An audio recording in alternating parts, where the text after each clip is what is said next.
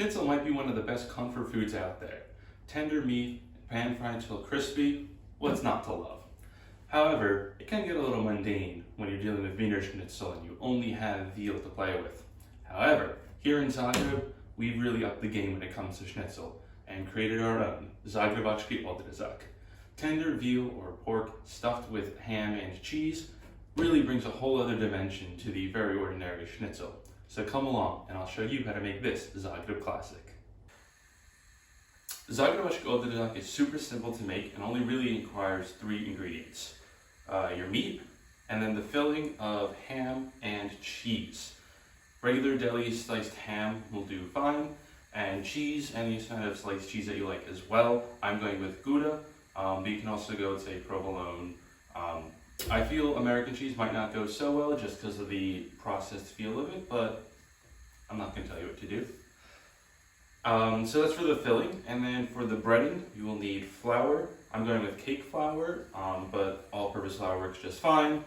2 eggs scrambled, and breadcrumbs as well. So first thing what we have to do is tenderize the meat. What meat should you use? So the traditional meat to use is veal, but you can also use pork, which is what I am using here. You want to tenderize the meat, make it really, really thin, just like you're going with the Weiner Schnitzel, through because it's going to be so thin. So to tenderize the meat, don't drop your knives. I'm just going to leave it there. It's in punishment now for falling.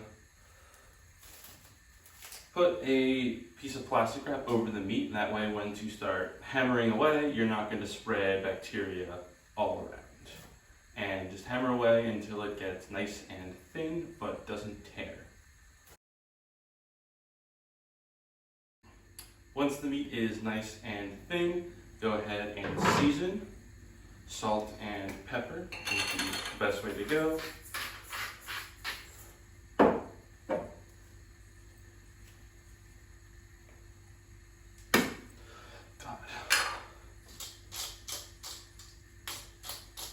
And then flip over to get the other side.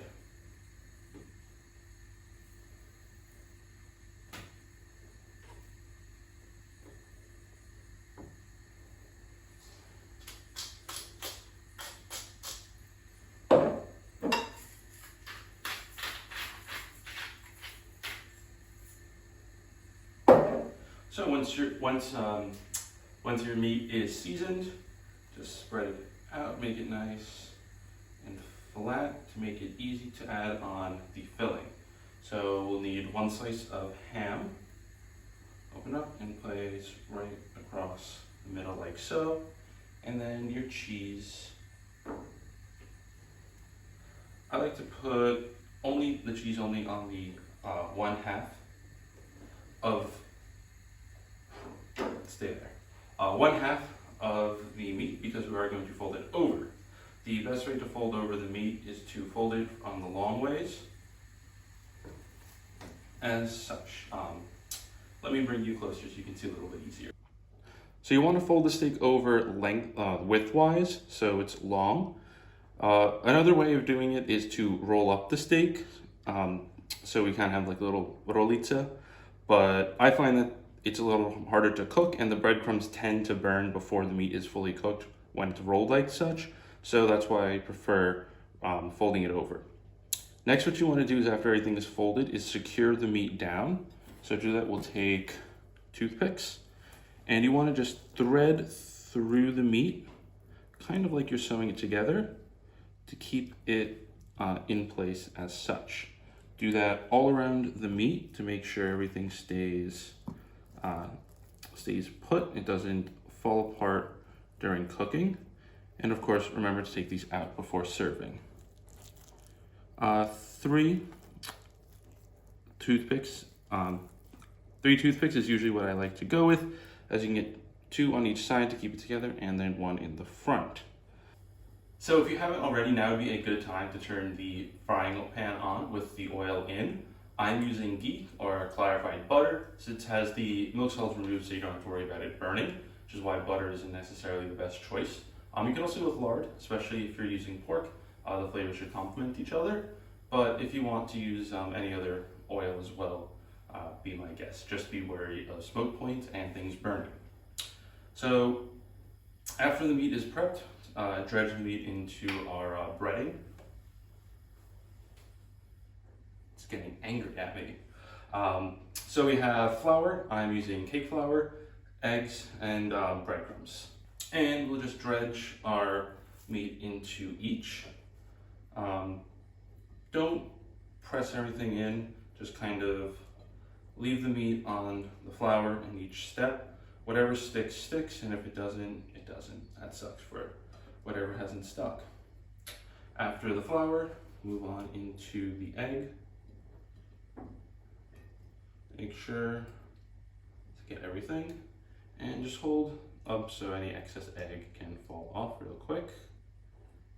And after the egg, move into the breadcrumb. Same with the flour. Try not to pat anything on, just whatever sticks on, sticks on. I like to go two, 3 times over everything to make sure everything's evenly coated. And once it's coated, we'll take it and put it into the pan. To make sure your oil is hot enough, take part of the steak and just dip the legs in, and if it starts to bubble, then you know it's hot enough. If not, just wait a little bit longer. When putting the steak into the oil, always put away from you in case of splatterage. All right, I'll drop this into the pan and start on the next ones. So just keep an eye on the schnitzel as it cooks. Once the bottom starts to get a nice golden brown, and flip over.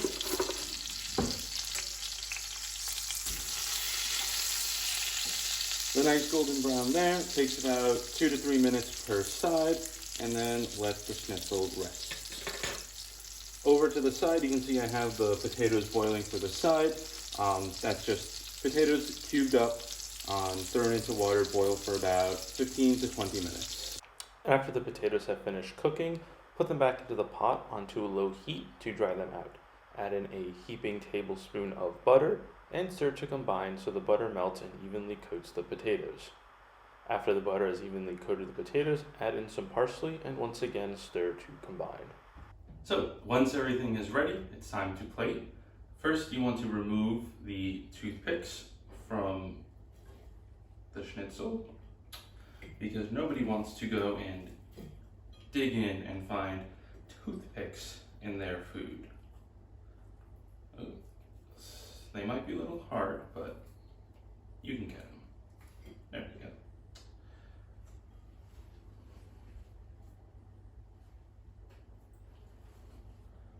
Right.